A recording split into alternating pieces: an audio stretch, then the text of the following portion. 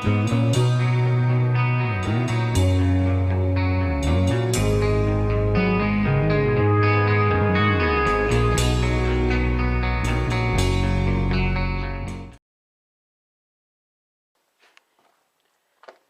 guys, so how's she going today? So we gave Big Red here some new oil. Just got some freshy new oil put in them. Brand new. Not even 20 minutes old. And I was going to reset the trip meter on this bad boy. Now there's two trip meters on this from what crazy JD kid was telling me about. Well, I reset one of those,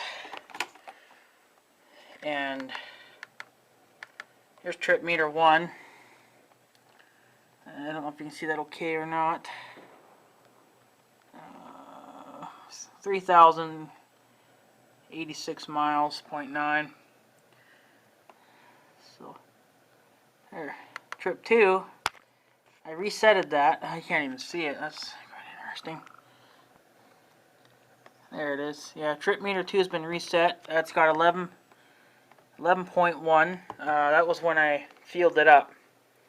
I'm going to reset this one for every time I burn fuel. Now, you can see that's how much fuel I've burned already. And I've gone about 11 miles on that. But in the ODO, the ODO is the, I guess is the true mileage or whatever. 3060 or 3086. Same thing on this. But I believe if you push mode, that'll reset it. Now we are at 0 miles for that. So that's gonna, we'll see how long now that'll last. For, I want to see how many miles I can put on in 1 year. That's what I want to figure out. Trip 2 is going to be for how much fuel I burned. I've gone about 11 miles now on just on a full tank of fuel. That's the hours, 23.8, I mean, 723.8 hours. Service is 0. So we sold a grand total of 3,086 miles. That's what we put on this 2010 Polaris Sportsman 850 XP.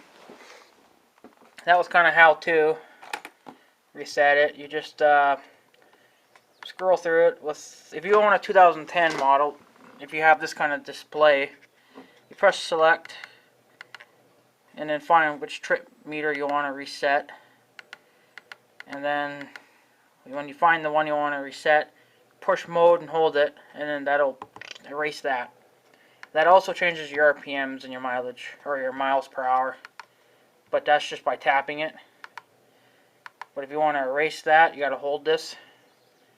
And you can go through that with that. So we, like I said, we put on 11 miles so far with just this one tank of fuel. So yeah, we'll go back to the hours. I usually just leave it on my hours. So there you go.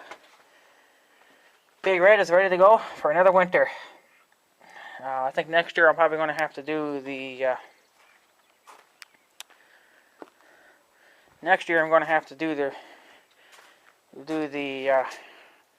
the gearboxes, you know, on the rear and front end. We did that a couple years ago. So yeah, gonna do to that one as well on the front end there. So Big Red's got some freshy newy oil.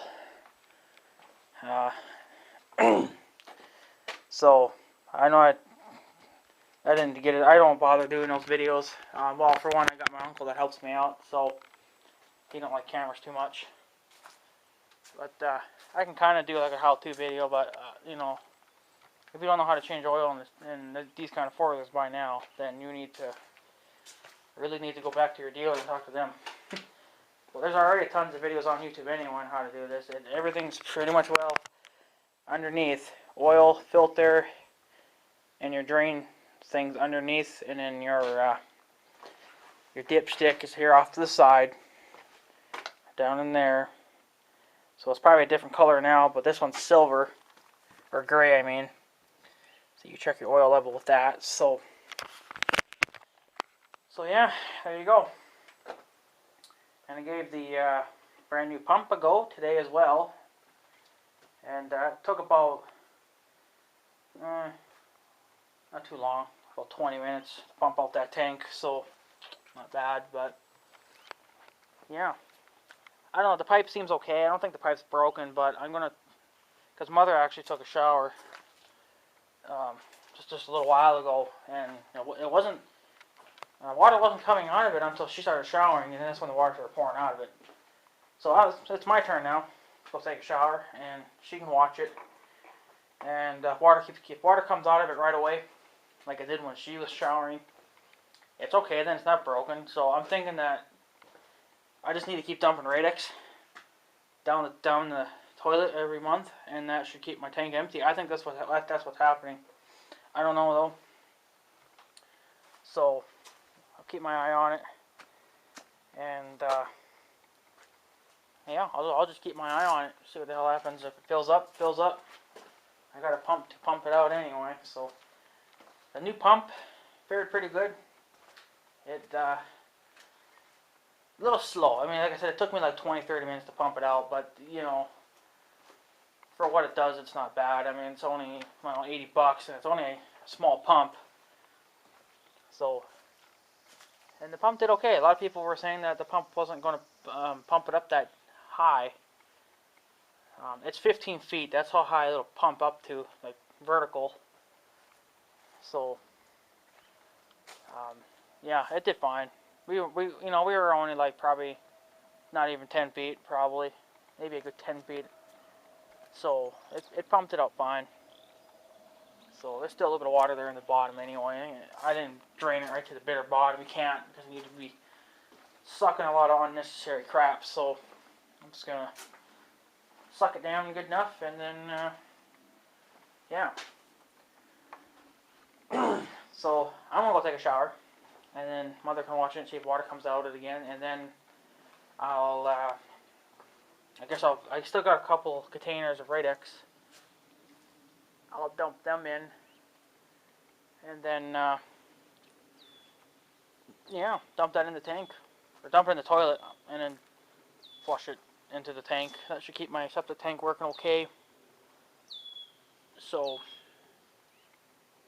the pump did pretty good. I'm pretty happy with it. I mean, it's slow, but yeah, you know, fuck, it works. It gets the job done. So I ain't gonna worry about it. As long as it does what I need it to do, I'm okay with it. So yeah.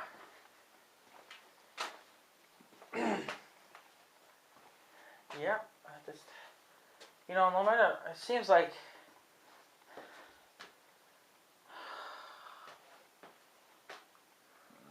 give me a minute while I scratch my eye, but I'm also looking at something here too. Something does not look right with Big Red.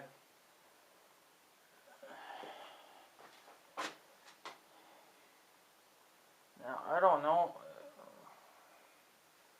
Can't be. I got that straight. So why? It's not pulling. Well, that's not. Yeah, that's pretty. I washed Big Red in the tractor a couple days ago too, by the way. So they're all nice and clean again. But I don't know what this is all about. It looks like I got a wheel that's kind of like, this wheel's straight. If you can tell that. I mean, it's on an angle like this. Well, of course, the whole damn front is wore out. But look at this side. To me, that looks like it's actually bent. Not bent, but it's actually leaning very severely. Uh-oh. I kind of been hearing something squeaking too, but it's only when you go in reverse. It might be because the front end's wore out. I don't know. I hope that I hope the wheel bearing's not wore out. Oh, that would suck ass. I know when we had the old blue pickup, the old Chevy, I think that was a 1500 as well. Big 10, the blue pickup, the wheel bearing or whatever blew out, and there was actually lots of slop in the wheel, so you really couldn't drive it. But that would doesn't. I mean, there's a difference in driving now, but I don't think it's not pulling in any direction.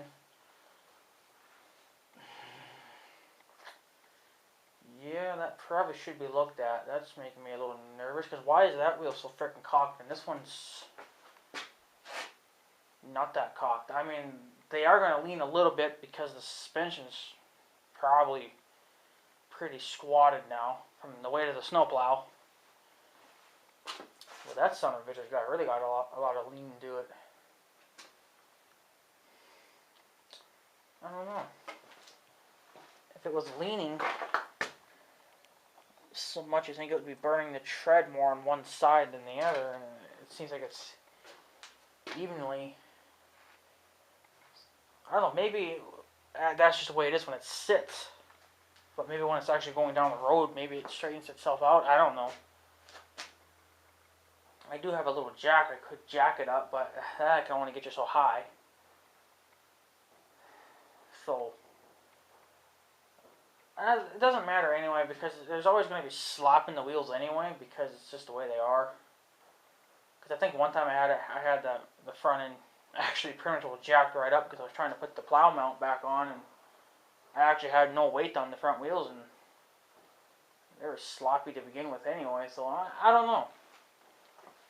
It just seems like that wheel has got a lot of major lean to it. Probably maybe not so bad now since I kicked the crap out of it, but you can still tell there's still a little bit of lean to it. I don't know. The back tires don't have no lean at all. So, I don't know.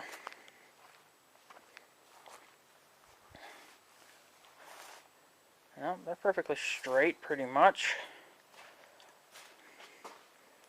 I don't know. What do you boys think? Huh. Looks like it's getting worse every freaking year.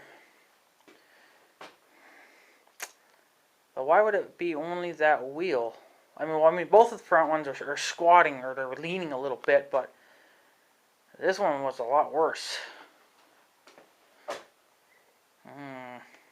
Probably doesn't look so bad now, but that's because I was kicking it. Bet you if I kicked it back out, it would probably lean back out again.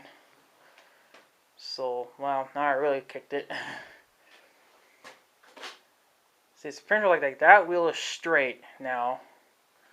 And I kicked that wheel, and that wheel is actually turned out a little bit. So there's actually some slop in that somewhere. I don't know. I don't think there's any slop in the steering components, but there is some turning in that, though. That's interesting. I don't know. I think this rod right here, you can't see it. I think that's the steering rod. That's actually kind of loose. I don't know. I probably should look at that and see if that actually pulls my wheels straighter in. I don't know. Maybe that's why that one's leaning so much. Maybe the steering rods are loose. That actually could be why. Maybe it feels a little funny going. I mean, it kind of feels like it has to work a little harder to drive. I mean, apparently it still takes about almost close to 2,000 RPMs to make it move, because I mean it sits in idles at like 1100, so 1190 it idles at. That's loose too, but that's like a ball bearing pretty much.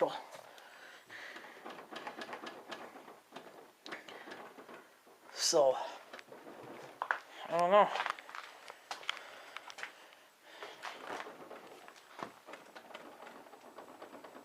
I don't know. That's got some slop in it anyway.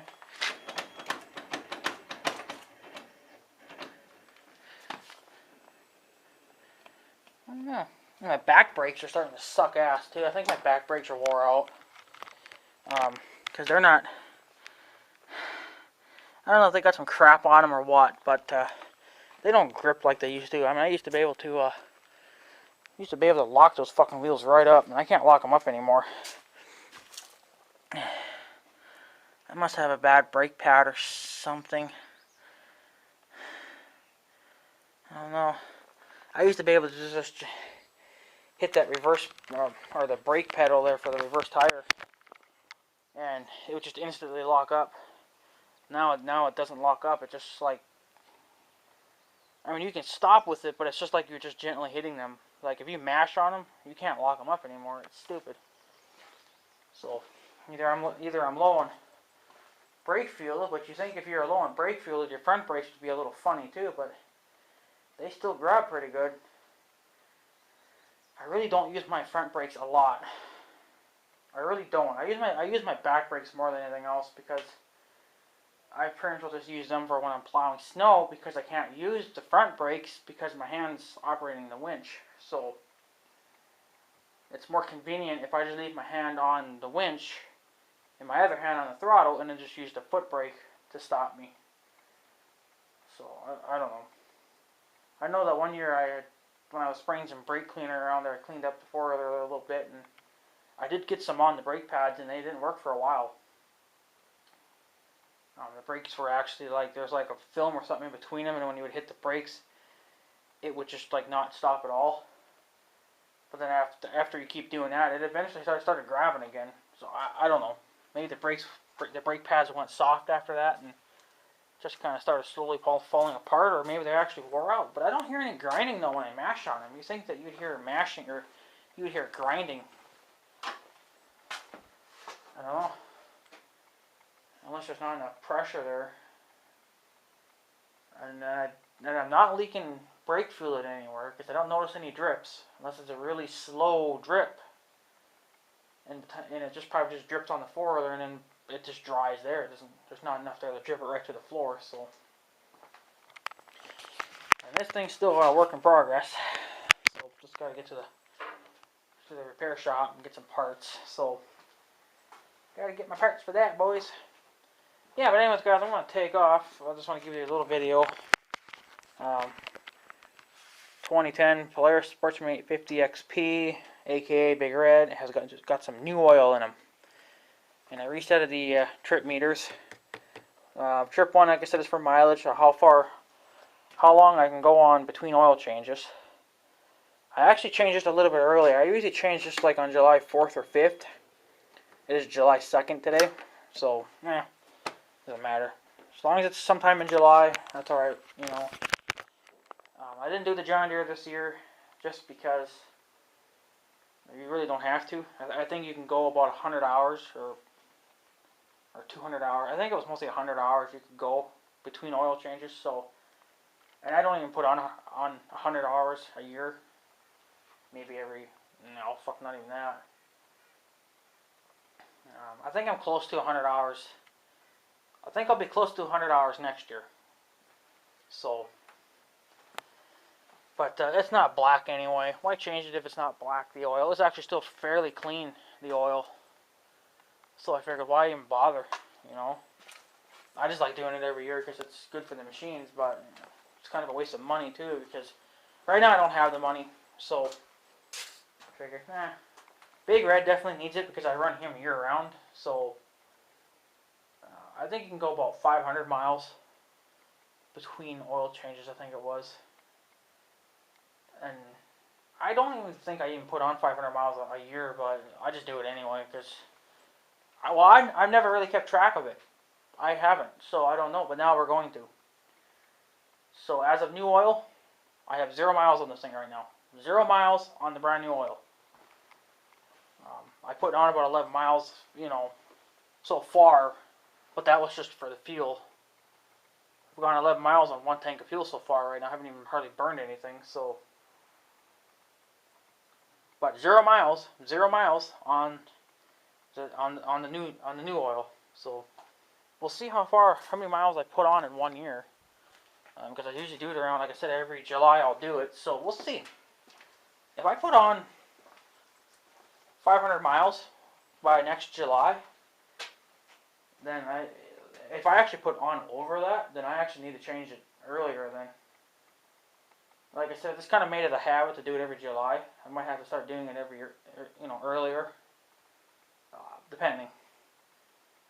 So, no matter what, I'm going to change it every year anyway because I'm pretty hard on this machine. I mean, I put a lot of miles and hours on it, so it needs it every year anyway. So, but he is good now. Don't have to worry about that. His antifreeze is still original.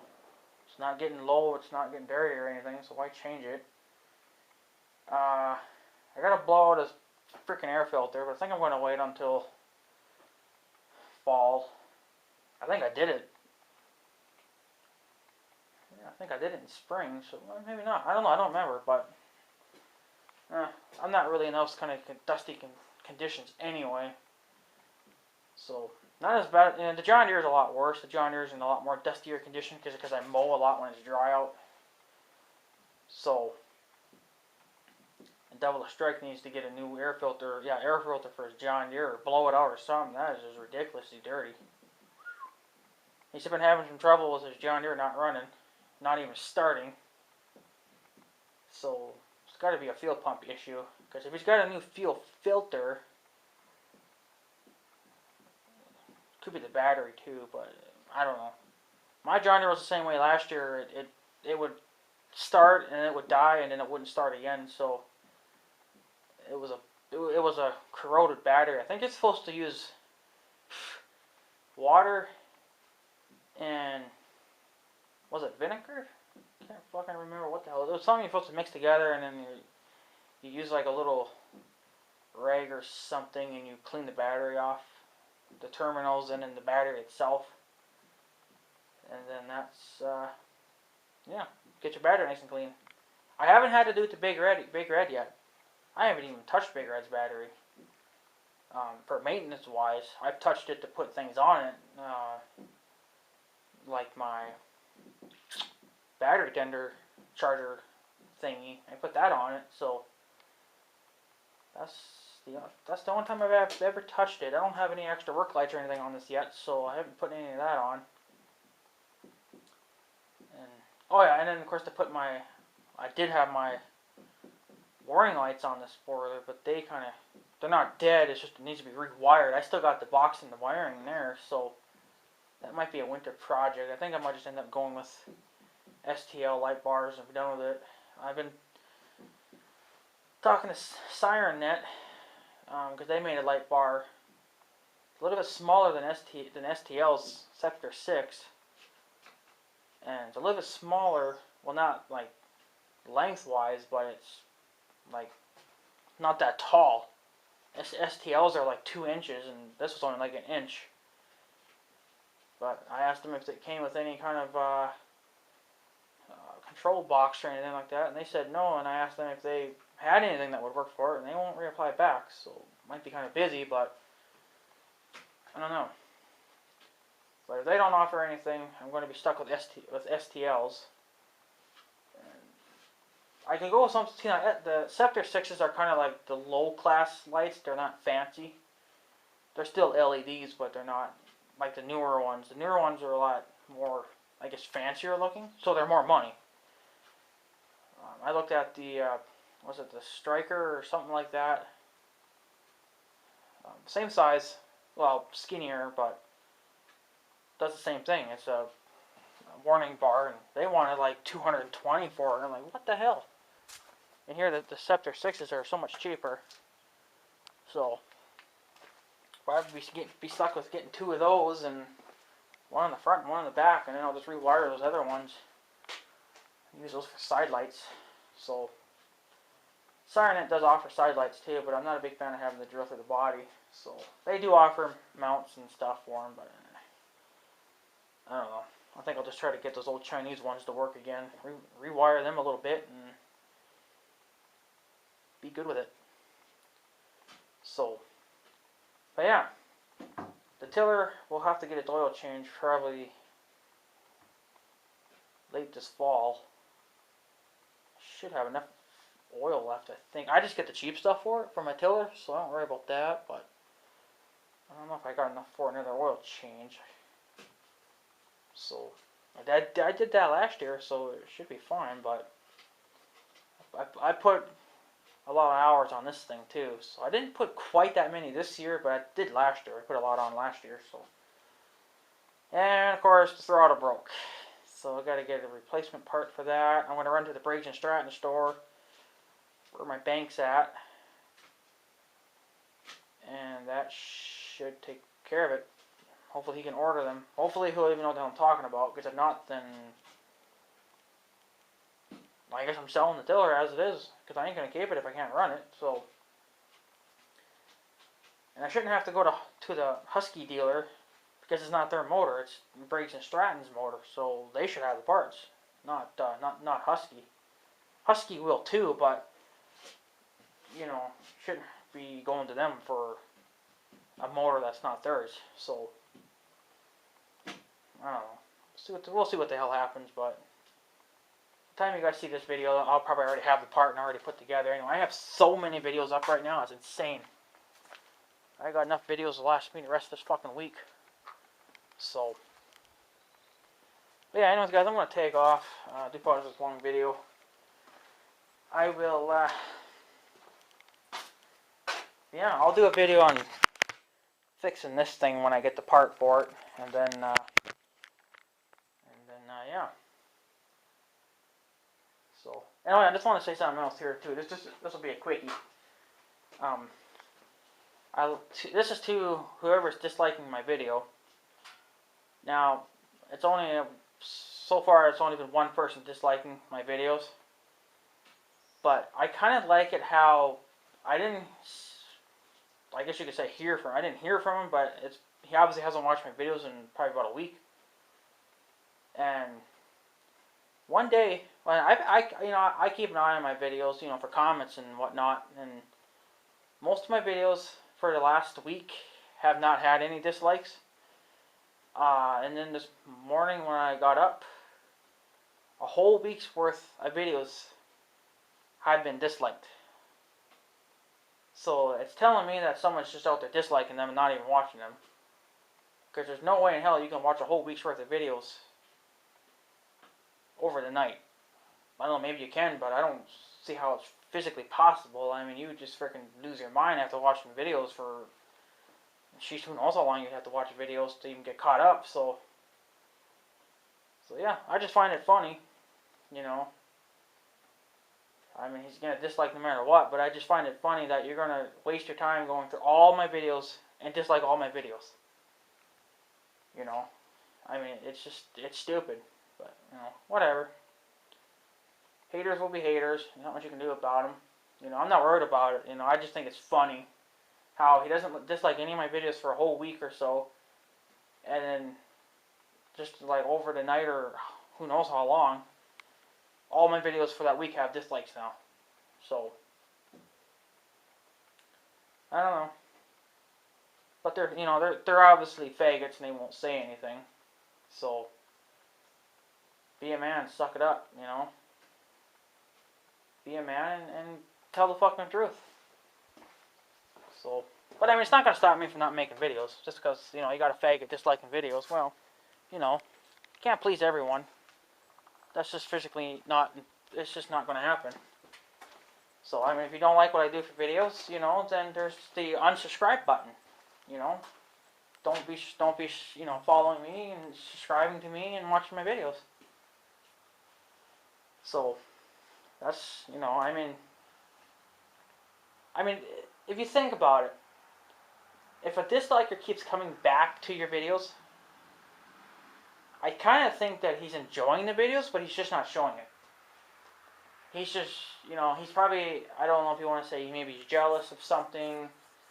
I mean, maybe he's jealous that I got a nice four-wheeler, you know, or something.